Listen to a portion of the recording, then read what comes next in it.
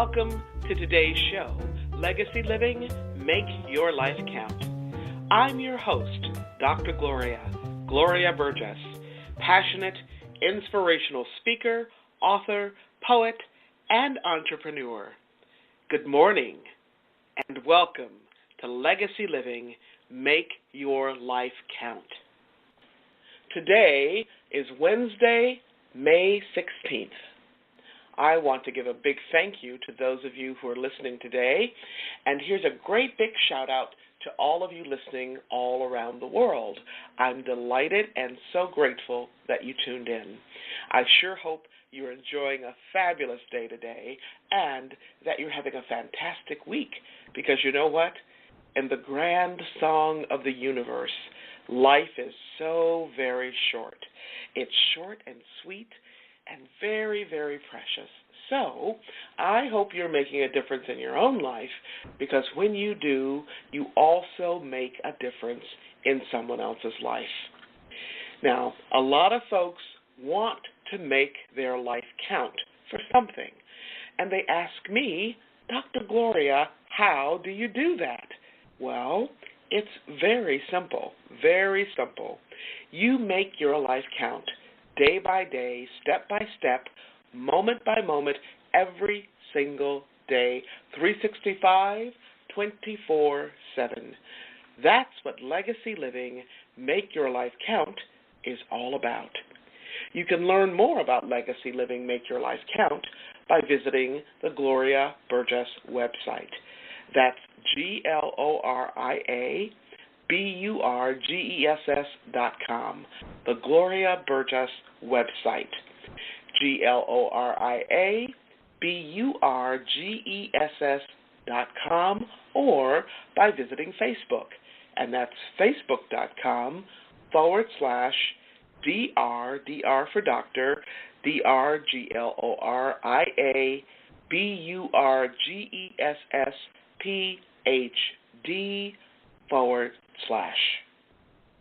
Okay, now, today I want to talk with you about leadership, about courageous leadership, a topic that is near and dear to my heart. Specifically, we're going to focus on an approach to leadership, and this particular approach is called the Courage Way. The Courage Way, which is all about leading and living with integrity. And today's podcast focuses on a book that's called The Courage Way, Leading and Living with Integrity. How about that? The book was written by Shelly Francis, and she's joining me today as my very special guest.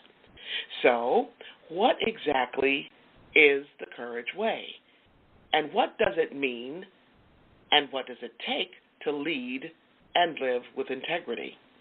Well, Shelly will help us address those burning questions today. Let me tell you a little bit about her. Shelly is a person of influence, and she's quite inspiring. Shelly is a leader who makes a difference in her own life and in the lives of so many others throughout the world through her work with the Center for Courage and Renewal, a nonprofit organization based in Seattle, Washington. In fact, she wrote the book, The Courage Way, in her role as the Center's Director of Marketing and Communication. Before coming to the Center, Shelly directed trademarking and publicity for a multimedia publisher called Sounds True. She's worked in diverse sectors including business, high-tech, healthcare, government, and publishing. She's also owned 2 small businesses.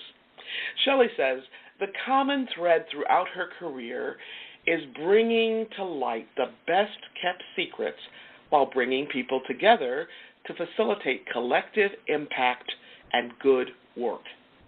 I just love that. Now, I first met Shelly in her role at the Center for Courage and Renewal. Years ago, I became familiar with the Center's work through my own work in leadership. And during the past dozen or so years, I was fortunate to become what I would call a friend of the Center. So, over the years, I've come to know a number of individuals there.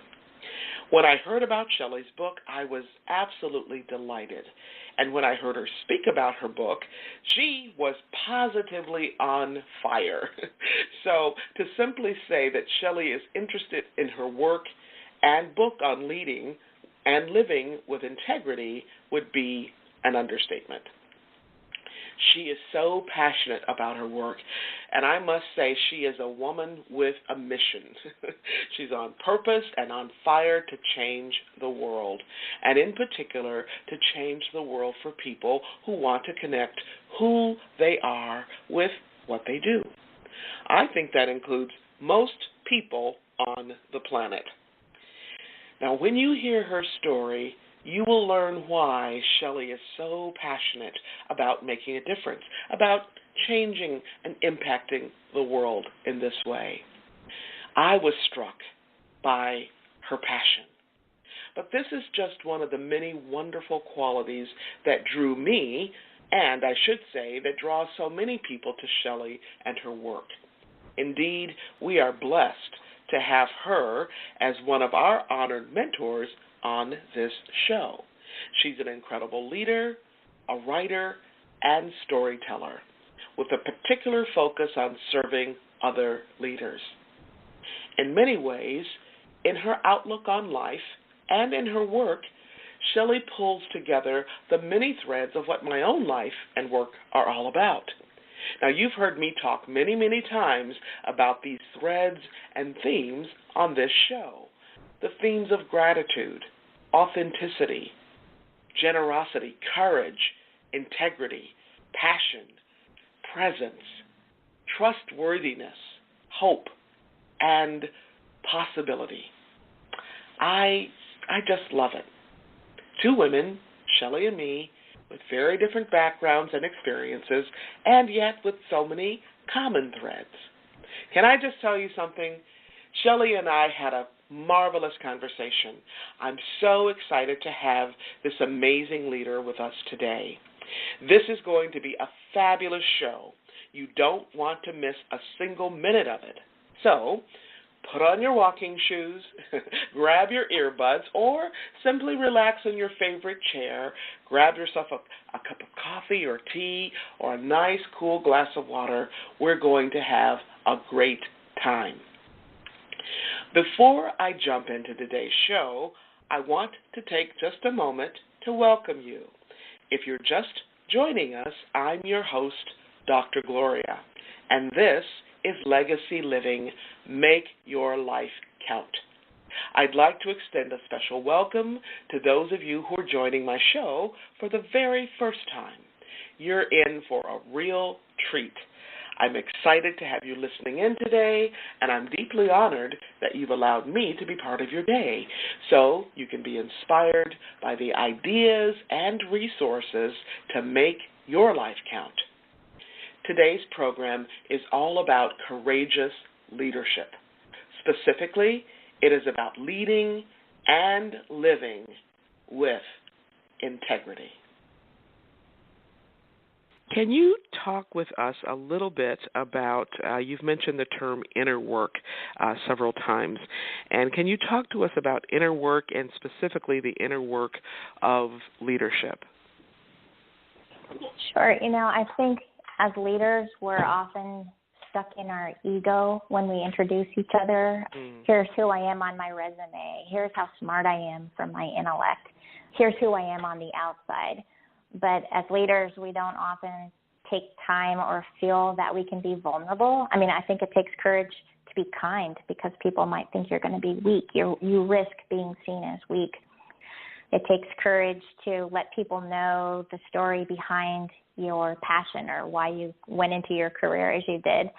So the inner work is looking beyond just your ego story and looking inside at your motivations and your values and even your biases and assumptions. And it's not all looking at just your inner strength. And, I think when people are looking for what kind of job they want or what career they want to move into, it's often based on identifying your gifts and your strengths, and that's really important. But it's also about acknowledging your shadows and your limits so that you can be honest and, more self-aware. So it takes inner work. It's not the external. It's looking inward, and that takes a lot of courage. And it takes community. It takes other people who are willing to go with you to that space.